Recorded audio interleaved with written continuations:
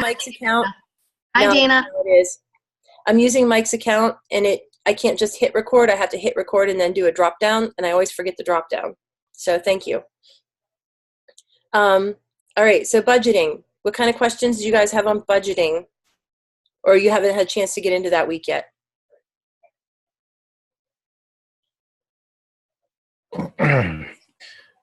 I accidentally read, I told Tammy this over the weekend, I accidentally read the budgeting stuff thinking that was the week we were on and had to backpedal and read the other stuff. My questions are kind of in the weeds with our unique case, but obviously the big part of the budget will be on the equipment that we want to get, that we want to distribute to the students.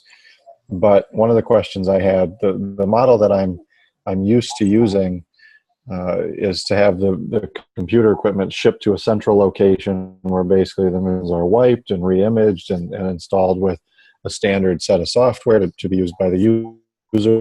I couldn't, in everything I read, there were lots of things, right, that you don't write in extra personnel of X and then funnel that money to actually pay for a custodian. And there was a lot of stuff that was obvious, but short version is somebody going to raise questions about what will end up being like double or even triple shipping if I write that into a budget that we put together. So first the computers get shipped from Dell to the school, then from school to the students, and then I think I want to write in prepaid. I mean, we haven't talked about this, but prepaid shipping, for example, for the students to send the equipment back if and when they leave the school. Well, they'll graduate, hopefully. So as they matriculate, you're going to need that as well. So I think it's totally reasonable to write in those expenses. They're going to probably go into a line item. I would hire somebody to do that, as well as, perform maintenance or something like that as the course of it goes on, because you know how much help desk time you need. So if you were able to hire somebody to perform student support for the whole time, then they could be the ones that unpack the computers and label them and get them all set up with their image. And then I don't think shipping is an unheard of cost. You have to write that in as a part of the cost of your grant. Whatever entity you're working with, part of your overhead, your indirect costs, end up being like if I want to mail a letter, the department would pay for that for me. But if I want to mail 15 computers to you, then I have to write that into the grant. The department is not going to pay for that. And that just goes in as a line item in your regular budget stuff, and you take indirect costs on top of that. The only thing you don't take indirect costs on that I've found is things that are regulated by the government, which you can find on lists somewhere, I was told, but I've not seen the list. And participant costs, if you are looking at it as like you're hiring somebody to teach for you, if you're listing them as a participant and not as a human subject, they're not what you're studying, and they're not part of the research team where they're getting salary, then there can be like a stipend or some travel built into that wouldn't have to have indirect costs assessed on it. But everything else, basically what I was told when I was writing this grant that I just turned the budget in officially today, everything that you do pretty much gets indirect cost tapped onto it. So you just figure on it being there, and your office will tell you if you get a small break and you get a couple $100 or $1,000 back from whatever it is that you're working with. I have a question about like salaries. Mm-hmm. On your example, you had an amount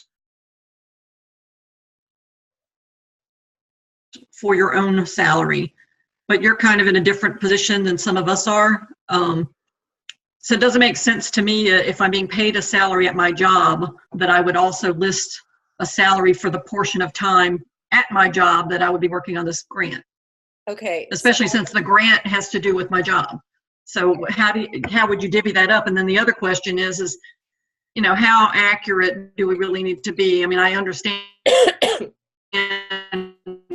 calculating a percentage of salary based on time, but who's checking, right? It's a made up grant. I assume I can make up a salary, a generous salary. Yeah. Okay. So what I found is that they're really picky.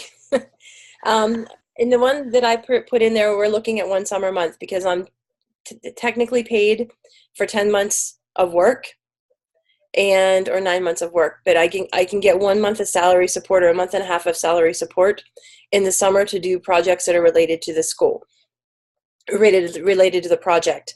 So so what they did was they took my salary, took it, whatever I get paid, divided by 9, and then that was, times 4 weeks or times 5 weeks is what the summer salary would be. What I didn't take into account, what I got dinged on really hard today, was the fact that our grant that we're writing right now is going from December 1st to November 30th the next year. And so there's 3 months in there that are a 1 year of salary, and then that bumps to the next year for whatever cost is built into the contract.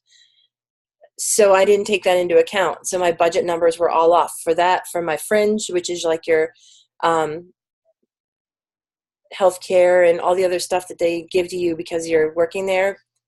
And then the indirect costs that are on top of that. So you get dinged a lot of times. So my budget for this project is actually $69,896. And I'm really getting like $30,000 to play with, and that includes salaries for students, for me, and for the stuff by the time you take out fringe and by the time you take out indirect. So the money goes really fast. And it's Central Michigan.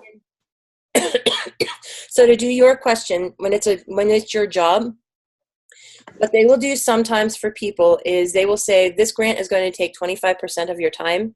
So 25% of your salary is written into the grant, that they pay 25% of your salary, and that allows you maybe to have a student worker. That, your department will pay for the student worker because they're not paying 25% of your salary. They're getting this money in if they don't put it into the grant. Okay. Do they actually check your time log and say you spent 10 of your 40 hours this week on this project? No, but you have to get your work done, and it has to, you have to be able to balance it. So that's how it works with that. Hourly people, it's easier because they just clock your number of hours, and you can. There's somebody that at Penn State, they're splitting a project manager 3 ways for 3 different projects. So she gets like 15 hours on one, 15 hours on another, and 10 hours on another, and she has to clock for each one of those because it's budgeted from a different grant population. But your other question, if you were going to work on this on weekends on your own time, then you could write in yourself a salary. You could figure out 10 hours on the weekend and you could write that in. And that would I don't have time to do that because I'm working on a dissertation. I don't know if you know that. Oh, I don't know. A little busy. So for this project, it sounds like I'm going to keep it real simple, not get too, coming up with a nice round 25% or something like that. Yes. Since it's all made up anyway. And make up your salary figure. Say you make $80,000 a year, and 25% of that will be $20,000 a year, and that's a nice, easy number to play with. Because then 25% of that for your fringe, that all the numbers work out pretty nice. And that's what I expect you guys to do. I want you to sketch out what you really want and need. I wanted you to look at the categories that they'll pay for and the things that they won't, and to look at how the budgeting actually comes into play with this. I don't expect you to figure out how much every screw that you need for your robotics kit is going to cost you. If you know that you need 10 robotics kits and they are $250 a piece, yay. You want to really price it out so you know exactly what you're getting into, that's fine. But if you want to go with ballparky numbers, unless you're really going to be planning on submitting this, I am fine with you ballparking it, because I know that some of you are working on your proposals and you need to get them in by the end of the semester. Like, you need to get them in before the end of the semester, some of you. If you want some help, let me know. But some of you, I know you're working on your other pieces, and this is the last thing in the world you really want to be doing is taking another class. I will tell you that if you go out for interviews, being able to say that you have had at least a grant writing class is going to be really nice, because that was a question I was asked at probably 6 of the 7 phone interviews that I had, and 3 of the 4 campus ones. They wanted to know what kind of grant writing experience I had, what kind of grants I'd submitted, what was my success rate, how much money did I have, and I wasn't even a professor at the time. I was coming out of grad school and coming out of being a high school teacher. So this is something that'll go into your resume, and it will be a resume builder for you, just having this class, even if you don't ever really submit the grant. Plus, they say you have to take it.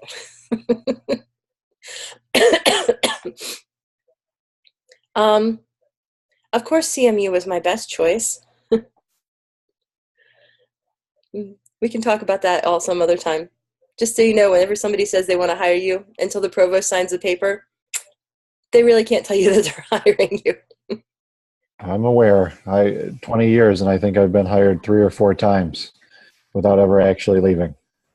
It's not official until it's official.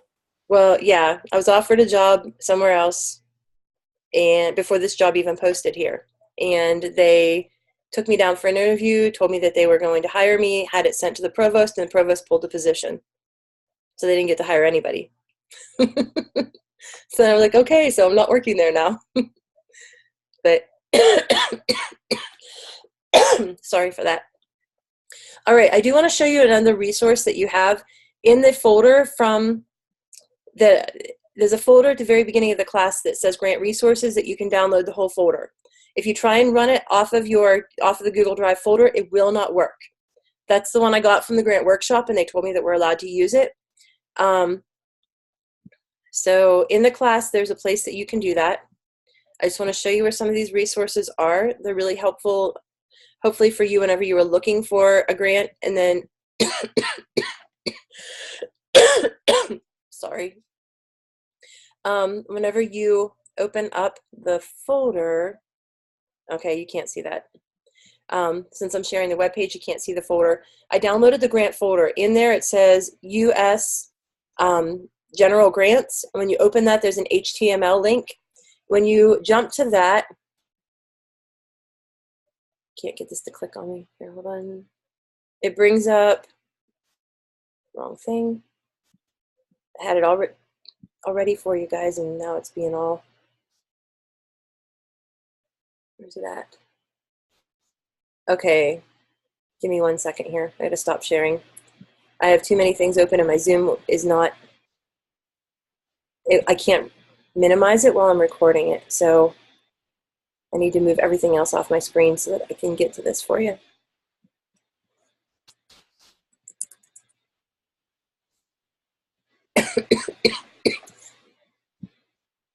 All right, so we'll just do it this way.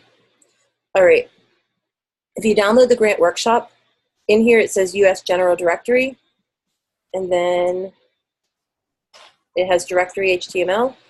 When you click on that, it brings you up a nice web page. On this web page, this is the grant resource directory. You can find all the grants that you were looking for, disciplines, nonprofits, special groups, and then the tools and guides. In the tools and guides, they have some examples of things, sample proposals, abstracts, and then they have the budget.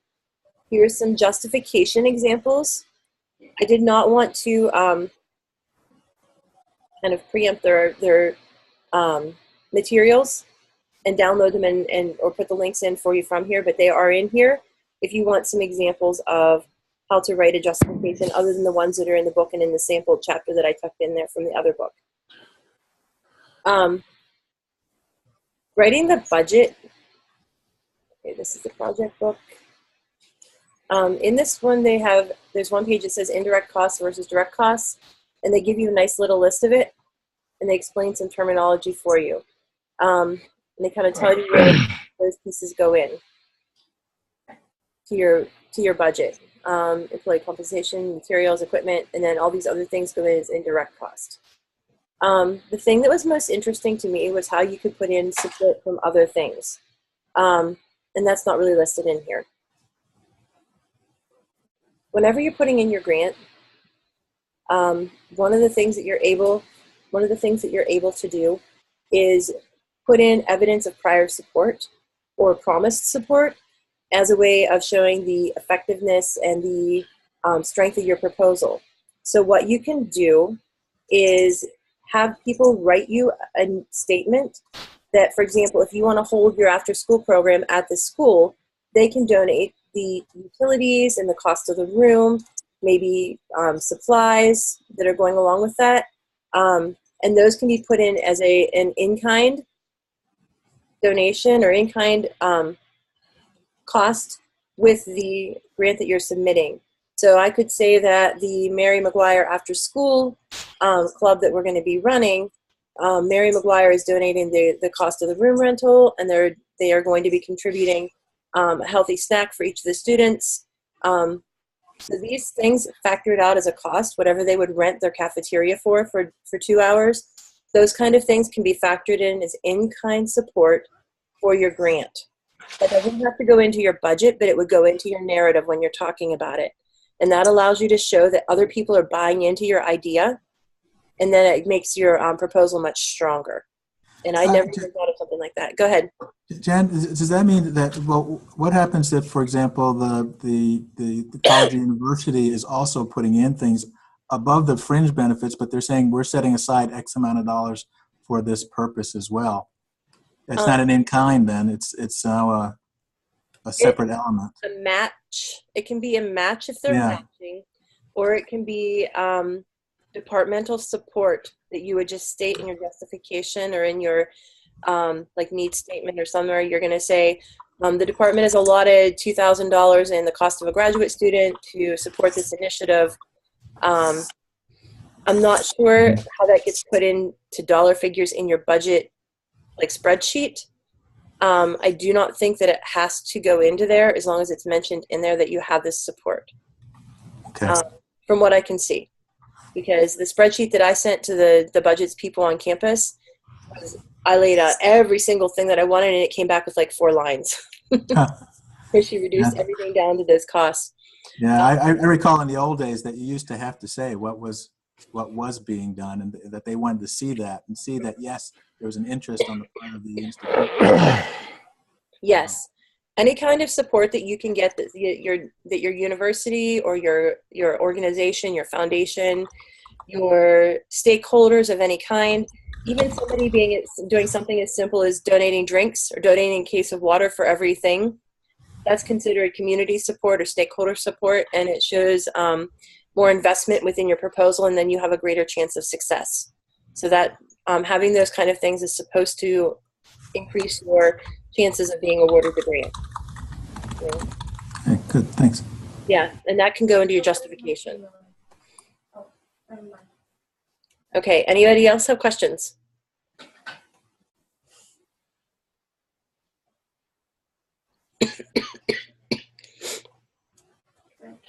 Okay, all right. So the project proposals that you turned in with the project and the research piece, I realized some of you didn't like doing that a whole lot. It's something I'm really struggling with too. I kind of think of it, you have to kind of think of it as forward and backward facing. Because as some of you are reworking some of your ideas to fit your budgets and things like that, what you say that people are going to do, like what I'm going to do, I'm going to use me as an example. We're running an after-school makers club. We're going to do some computing, some wearable electronics, some really cool stuff that I have to learn how to do yet. But what the kids are going to do is all this really cool stuff. What we want to know is, do these making activities actually increase the science learning activation and engagement? Do they increase their science curiosity and the way that they talk about things using curious expressions? And we want to know if it increases their computational thinking, or at least their perception of computational thinking, because these are things that tie into their factors within the classroom and kind of loop back. So the project description is really what we're having the kids do, what we're having them play with, what they're, we want them to be able to engage in these things. We want to increase their computational thinking scores and their engineering and design. And so we're using like content assessment for that. The other stuff is what we want to know kind of in the backside of how it influences it, and that's our research piece. So I don't know if that helps you out at all, but that's kind of what almost every grant, I was told, and there's small ones and there are some that do not require you to have 2 pieces, but almost every grant I was told now, even if it says it doesn't need a research piece, needs a research piece. You have to have program evaluation of some kind of the program as a whole for its success, but you also need to have something that you're looking at research-wise behind the scenes, or your possibilities of being funded are much lower. I do not know if it's true. I haven't submitted a million grants that I can, pull from, but from what I've been told at 2 different workshops and 3 webinars, that I've watched getting ready for this, and then working on 3 grants up to this point, preparing them to get sent in, that's kind of how it is being preached at me as well. So that's kind of why I'm making you build the 2 pieces in, even if you really didn't need it for whatever you were applying for. Okay, so other than that, email me at any time if you have a question or you want to talk through something. Otherwise, you guys are doing really great things, and you're writing it up really nicely. And I would be shelling out money like a fiend if I were actually in the granting office trying to see what you're doing. You have some interesting things. You have some unique ideas, and I think that they look pretty good so far. So, all right. Any questions that you guys have? Anything you want to talk about, ask about? No, but can you leave the recording running, not recording, but the Zoom session running for the FAB? Sure. Last week you ended meeting for all and we got blipped out. Yeah, I didn't mean to. I know, I figured It didn't that. allow me to leave. It didn't allow me to leave without doing that. So I don't know why it did it last week. I will try not to. If it happens, text me and I will give you another room and get out of there. Oh, You guys can use my link if you need it. So yeah, I was gonna say, I sent everybody a link last week. It's nice not to have to blip out. Oh, I understand. I understand. Thank All you. right. Yep. If anybody has any questions then, since they want the room, if you want to just, give me a call or whatever, you can do that. Otherwise, thanks for meeting. And I know that it wasn't anything we super had to discuss or whatever, but I wanted to touch base with you. Oh, by the way, next week you start writing your narrative. You're going to turn in a draft that can be just really sketchy. The real ones do at the end. So next week for the draft part of it, I'm okay with really sketchy, just so you know ahead of time. All right. Anything else you have for the good of the order? All right. Everybody have a good